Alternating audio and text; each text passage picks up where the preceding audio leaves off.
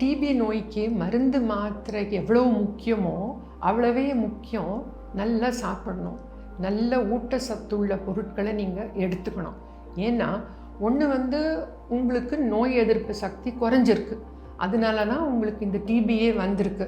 நீங்கள் நல்லா சாப்பிட்டீங்கன்னா உங்களுக்கு இந்த நோய் எதிர்ப்பு சக்தியை அதிகரிக்கிறதுக்கு வாய்ப்பு இருக்குது. இன்னொன்று என்னென்னா, இந்த மாத்திரை எடுத்துக்கிறீங்க, டிபி நோயும் இருக்கிறதுனால ரொம்ப ஒரு மாதிரி வீக்காக ஃபீல் பண்ணுவீங்க. இந்த வீக்காக ஃபீல் பண்ணுறது சரியாகணும்னா ஊட்டச்சத்து ரொம்ப முக்கியம். சரியாக நீங்கள் சாப்பிட்றதுங்கிறது ரொம்ப அவசியம். சாப்பாடில் 2 ரகம் இருக்குது, நான் வெஜிடேரியன்ஸ் அண்ட் வெஜிடேரியன்ஸ். நான் வெஜிடேரியன்ஸில் ப்ரோட்டீன் சோர்ஸ் சுலபமாக இருக்குது. அதுலேயே சிக்கன், மட்டன், ஃபிஷ் அதெல்லாமே யூஸ் பண்ணிக்கலாம். அதில் ரெட் மீட், பீஃப் மாதிரி அவாய்ட் பண்ணிக்கிட்டால் நல்லது. ஏன்னா அதில் யூரிக் ஆசிட் அதிகமாகிறதுக்கு சான்ஸ் இருக்குது. டிபி மாத்திரை எடுக்கிறவங்கள யூரிக் ஆசிட் அதிகமாக போகலாம். ஸோ அதனால் இந்த மீட் மட்டும் அவாய்ட் பண்ணிக்கணும்.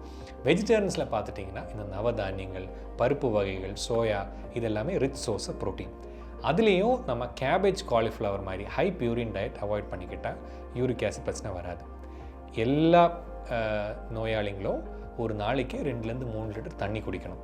அது கொதிக்க வச்சு ஆற வச்சு தண்ணியாக இருந்தால் ரொம்ப நல்லது.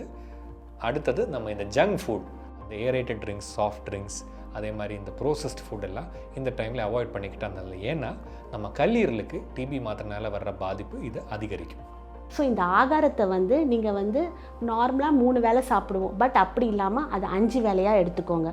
முடிஞ்ச அளவுக்கு நைட் 7 மணிக்குள்ளே சாப்பாடை முடிக்கிற மாதிரி பாருங்கள். பிகாஸ் அப்போ தான் நல்லா டைஜஸ்ட் ஆகும். நம்ம டிபி வியாதி ட்ரீட்மெண்ட் எடுக்கும்போது நம்ம மெயினாக பார்க்குற விஷயம் பேஷண்ட்டோட வெயிட் கெயின்.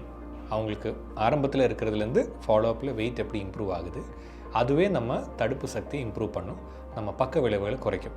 ஸோ இதுலேருந்து நம்ம என்ன தெரிஞ்சுக்கலாம்னா, சத்தான உணவான சாப்பாடு சாப்பிட்டா டிபிலேருந்து நம்ம ஈஸியாக மீண்டு வந்துடலாம்.